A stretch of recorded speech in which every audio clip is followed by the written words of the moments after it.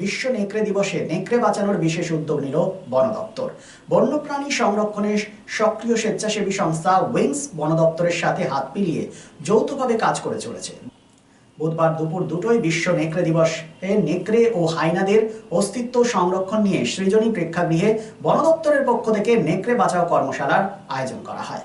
উপস্থিত ছিলেন দক্ষিণবঙ্গের মুখ্য বন সংরক্ষক বিদ্যুৎ সরকার, দুর্গাপুর বন বিভাগের বনাধিকারিক অনুপম খান, বর্ধমান বন বিভাগের ডিএফও সঞ্চিতা শর্মা, দুর্গাপুর বনাঞ্চলের রেঞ্জার সুদীপ কুমার বন্দ্যোপাধ্যায় সহ বন দপ্তরের সমস্ত আধিকারিকেরা। উইংসের মতে ধূসর নেকড়ে ও হাইনা বনের বাস্তুতন্ত্রের ভারসাম্য রক্ষা করে, কিন্তু শিল্পায়ন, খনি সম্প্রসারণ ও মানুষের অনুপ্রবেশে তাদের বাসস্থান ক্রমশ সংকুচিত হচ্ছে। তবু বন দপ্তরের বাড়তি নজরদারি ও উইংসের গবেষণা এই বিপন্ন প্রাণীদের রক্ষায় নতুন আশা জাগাচ্ছে। বন দপ্তর সূত্রে খবর, কাঁকসার জঙ্গলে নেকড়ের প্রজনন বাড়ছে। দুর্গাপুর ফরিদপুর ব্লকের মাধাইগঞ্জের জঙ্গলেও দেখা যাচ্ছে নেকড়ের প্রজনন। তাই বিভিন্ন গুরুত্বপূর্ণ অঞ্চলে ট্র্যাপ ক্যামেরা বসিয়ে নজরদারি বাড়ানো হয়েছে। গ্রামবাসীদের এ বিষয়ে সচেতন করা হচ্ছে। উইংসের সদস্যরা এই ক্যামেরার মাধ্যমে তাদের গতিবিধি নিবিড়ভাবে পর্যবেক্ষণ করছেন। এদিনের মূল বার্তা ছিল একটাই, যদি এই ধরনের বন্যপ্রাণীরা হারিয়ে যায় তবে নষ্ট হবে বনের বাস্তুতন্ত্র। মানুষ ও বন্যপ্রাণীর সহাবস্থানের পথেই তাদের বাঁচানোর একমাত্র উপায়। এসবিএন, দুর্গাপুর। আস্তে আস্তে ডিমিনিশিং হয়ে গিয়েছিল এই নেকড়ে বা উল্ফ। তারপরে আবার 2018-19 যখন সাইটিং বাড়ছে এবং এত ফ্রিকোয়েন্ট সাইটিং হচ্ছে যে এটা এখন আমরা বলতে পারি একটা স্টেবল, এইখানে এই অ্যানিম্যালটা টপ প্রিডেটর হিসাবে স্টেবল, কিন্তু একে রক্ষা করতে হবে। যেটা 10-12 বছর আগে আমরা এখানে প্রায় নিঃস্ব হয়ে গিয়েছিল যে অ্যানিম্যালটা, তার সাইটিংটা যখন আমাদের স্টার্ট করলেন এখানে অর্নিশ বোসকে, যার জন্য আমি ওনার নাম বারবার বলছি, এখন আমাদের করণীয়টা একটা স্টাডি করতে হবে, সেটা ফর ডেমোগ্রাফিক স্টাডি, এবং আরেকটা হচ্ছে যেটা যে একে আমরা বাঁচাবো কী করে, একে কনজার্ভ করবো কী করে। আরেকটা যদি সেখানে বলতে হয় সেটা হচ্ছে যে এই smaller animals like wolf, hyena, they are glorifying and testifying our conservation efforts. Being a forest officer এবং এখানকার যারা আমাদের ফরেস্ট অফিসিয়ালস আছে, এটা তাদের কনজারভেশন এফর্টসের ফল। দেখা যেত অনেক বছর আগে, আবারও নতুন করে বন দপ্তর জানাচ্ছে যে হায়নার সংখ্যা বাড়ছে এবং সেটাতে খুশি বন দপ্তর। কী রকম প্রজাতির হায়না, কত রকম প্রজাতির হায়না দেখা যাচ্ছে, এবং এখন সংখ্যা কত?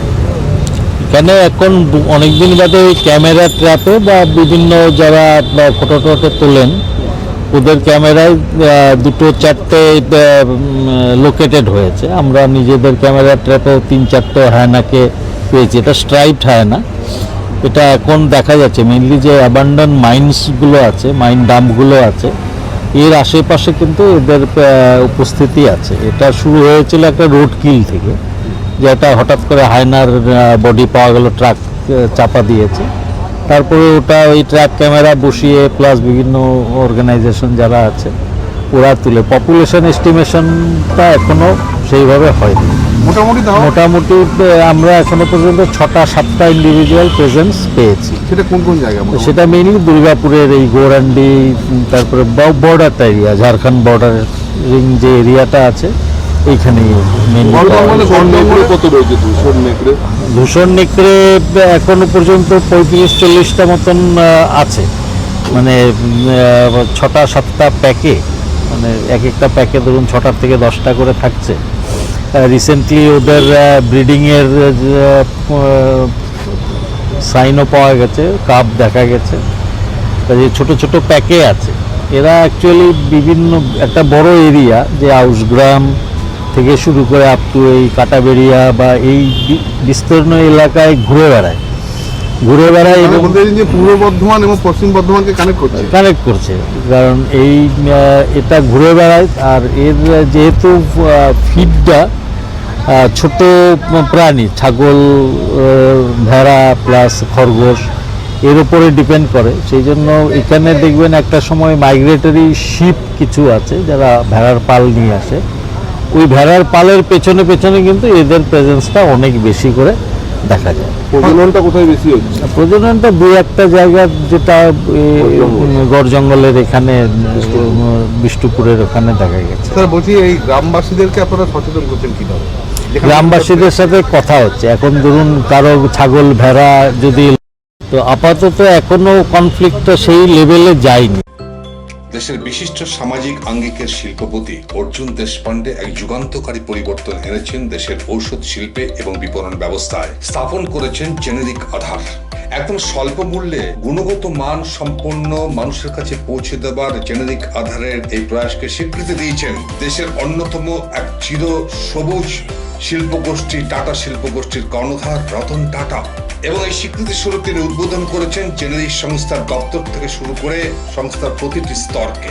পশ্চিম বর্ধমান জেলায় এই জেনেরিক আধারের একমাত্র এখনো বিপণন সংস্থা হেরা এন্টারপ্রাইজ আসানসোল পৌর নিগম 85 নম্বর ওয়ার্ড 2 নম্বর মহিশিলা কলোনিতে চলার পথ শুরু করেছে। আপনার পাশে সর্বদা প্রস্তুত উষ্ণতার পরশ নিয়ে হেরা এন্টারপ্রাইজ। এখানে পাবেন 40 থেকে 80% ডিসকাউন্টে সমস্ত জেনেরিক আধারের ঔষধ। সুতরাং আপনার চিন্তার অবসানে এগিয়ে চলেছে হেরা এন্টারপ্রাইজ, আসানসোল পৌর নিগম 2 নম্বর মহিশিলা কলোনি, আসানসোল। আমরা আছি আপনার পাশে। রাজ্য তথা দেশের উন্নত চিকিৎসা পরিষেবা সচল রাখতে প্রশিক্ষিত নার্সদের ভূমিকা ভীষণভাবে গুরুত্বপূর্ণ। এই বাস্তব সত্যকে উপলব্ধি করে 2021 থেকে যাত্রা শুরু করেছে Pramathanath Das academy of nursing. Pramathanath Das academy of nursing offers BSc Nursing for 4 years and JNM for 3 years, recognized by INC and WBNS, affiliated to WBUHS. Pramodanath Das Academy of Nursing, quality education that transforms lives.